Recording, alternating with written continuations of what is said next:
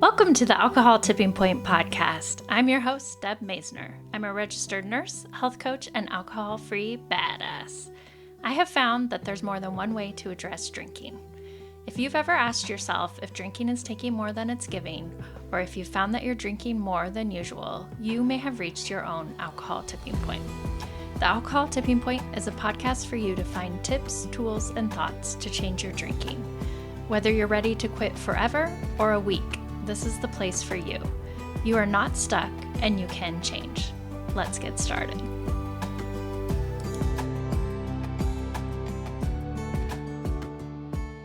Thanks for tuning in to this episode of Alcohol Tipping Point.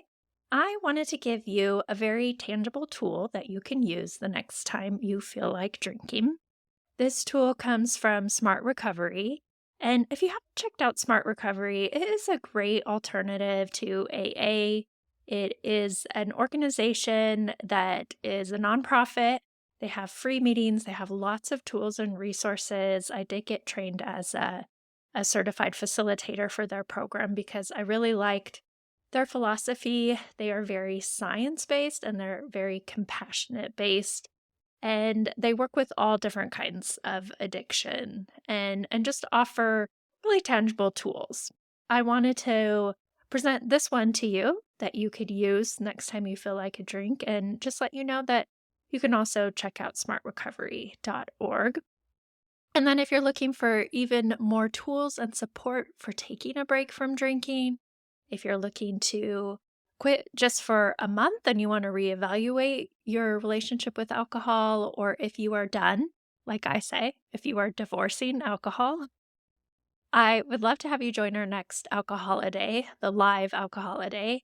And that is a month-long group, private, that you can join, and it has lots of information. You get daily content, you get lots of tools to help you change your drinking, help you think differently about drinking, and really help you with your urges and your cravings. And you also are part of a small group, and we have twice weekly group meetings. I have another coach in there, Coach Judy from Great Britain. She is just a wonderful coach. She's helping out with the meetings as well. You get lots of support, lots of privacy, lots of science and compassion-based tools. And so if you want to join the next Alcoholiday, I would love to have you. You can go to alcoholtippingpoint.com/alcoholiday, and you can use the code LOVE, capital LOVE, and save 20%. All right, well, let's get started. So the next time you feel like you want to drink, I want you to do this instead. And what it is, it's called a cost-benefit analysis. It sounds like we just segued into business or something, but this tool, you can call it CBA for short, cost-benefit analysis, is just a way for you to look at your drinking, look at whether you want to drink or not, and it also gives you a moment to pause and consider the decision to drink or not. So there's a couple benefits for doing it.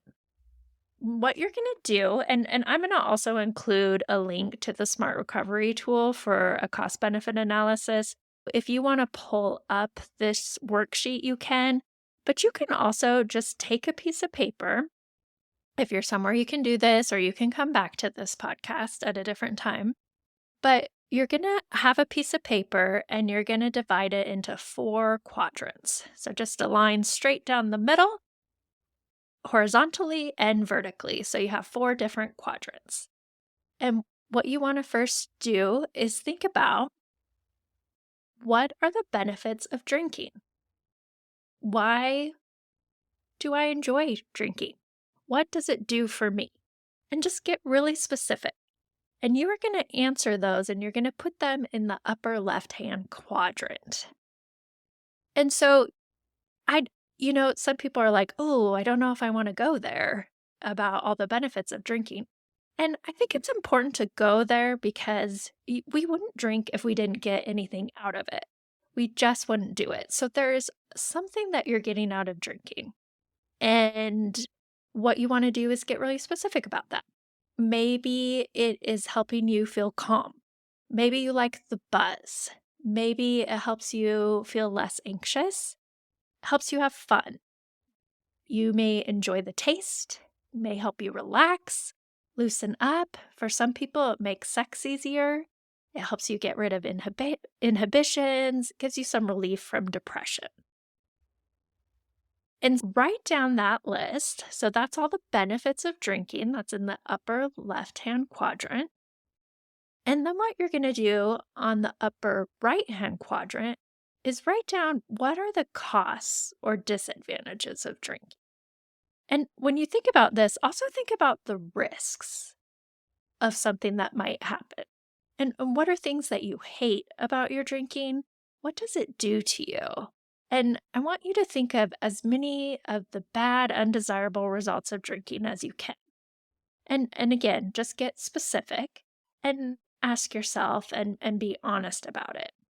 So some of the things you may write down are feeling hungover, anxiety, poor sleep, weight gain, disappointment, fighting, relationship problems, work problems, spending too much money, being more agitated with the kids, and then also thinking about the risks again, because this may or may not have happened to you, but there is a risk if you're drinking and driving. There's a risk of getting a DUI. There's a risk of legal problems. There's a risk of getting hurt. And then, of course, there's all the health risks and health problems. Maybe you already have high blood pressure, diabetes, or you're overweight, or you have some other health condition, something's going on with your liver that may already be going on as a result of your drinking, or you have the risk of something happening to your health because of your drinking.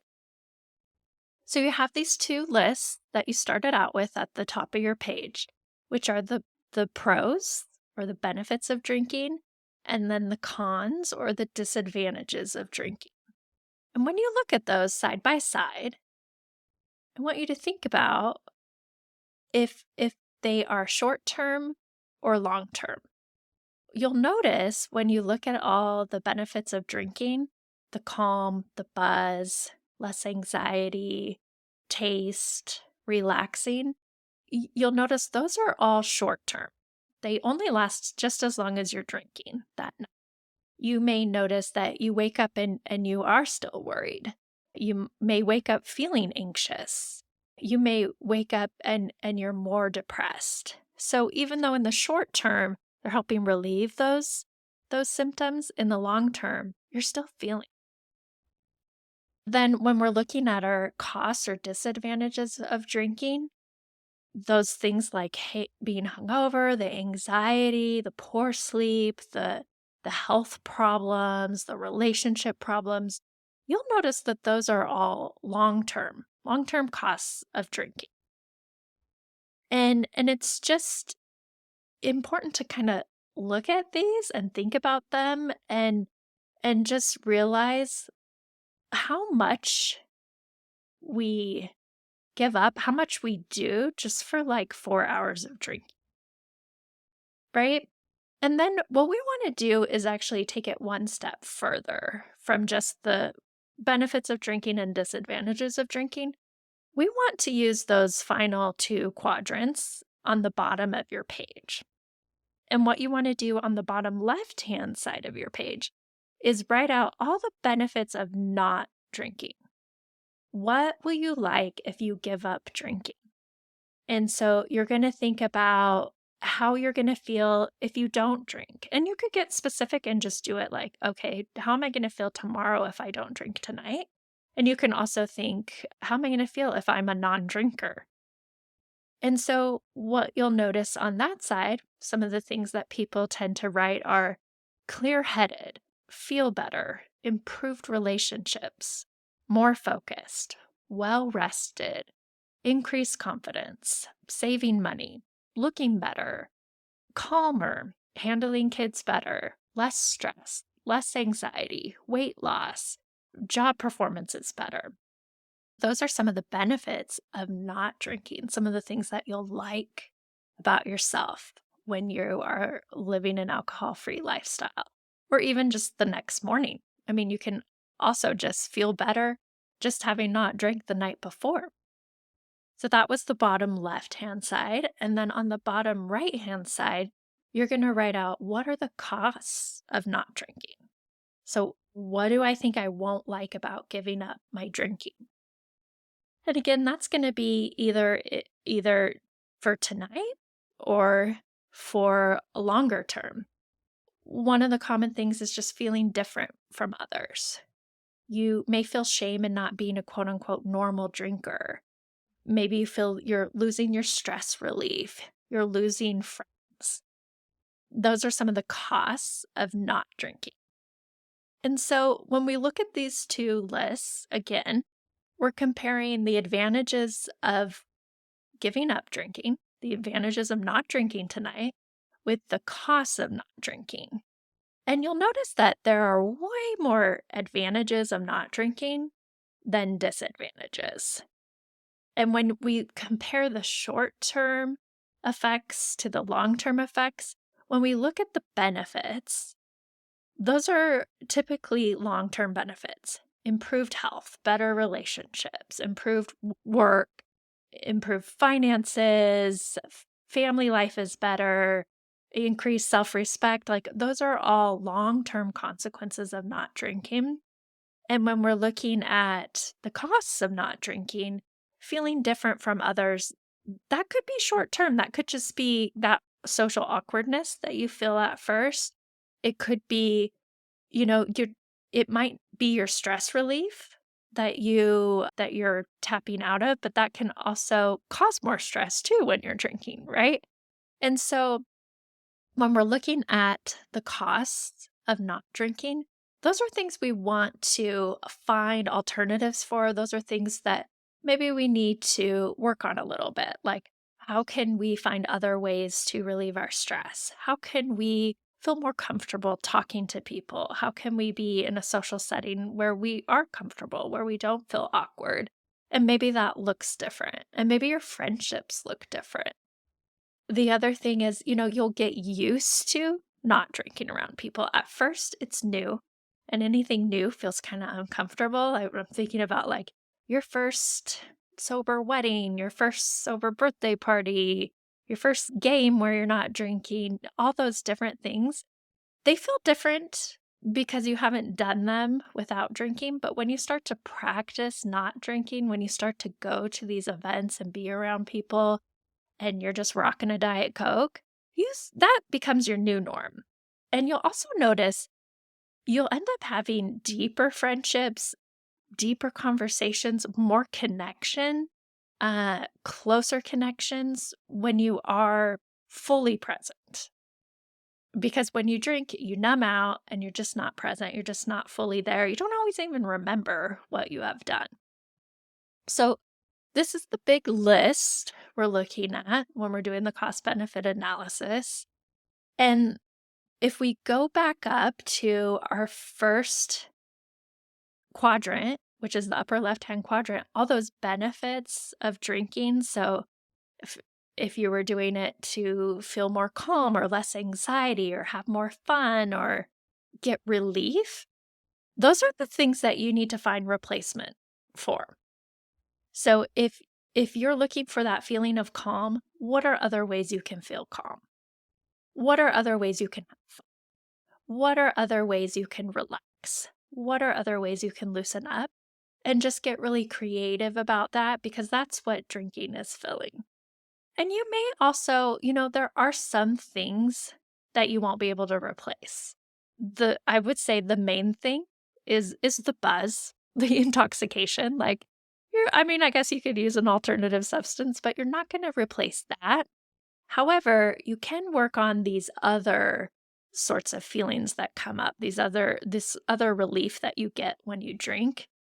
And that would be something to really work on, to have other tools to tap out, to have other ways to get calm, to have other ways to address your anxiety and your stress relief, and other ways to socialize too.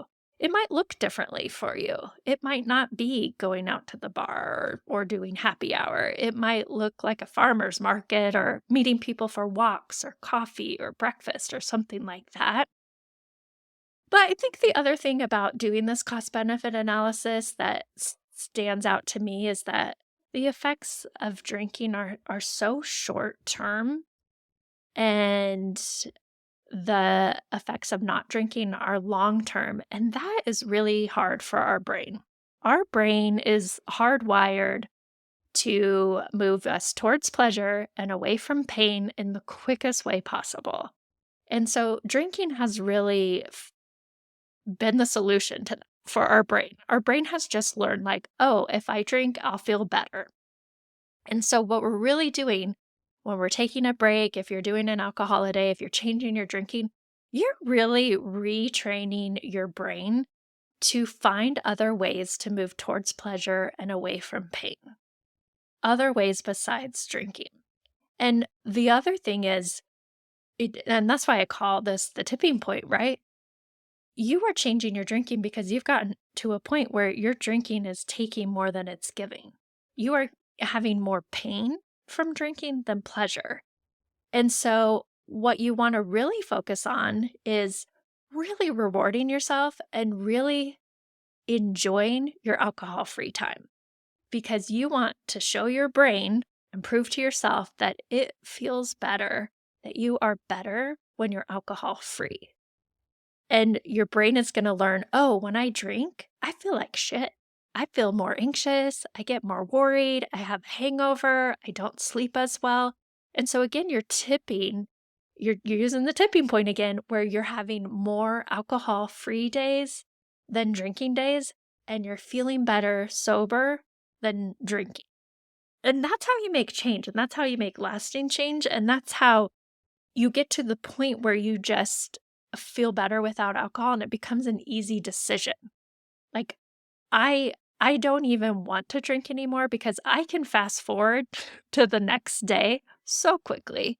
I look at the costs of drinking and and I look at that and I go, not worth it. Is not worth it to have a few hours of pleasure for 20 hours of pain. My brain has learned that that's not worth it. And so it makes the decision easier for me. Now, this is why I always say, like, oh, you have to practice. That's why we practice not drinking, because you're going to be in different situations that you don't have a lot of practice at.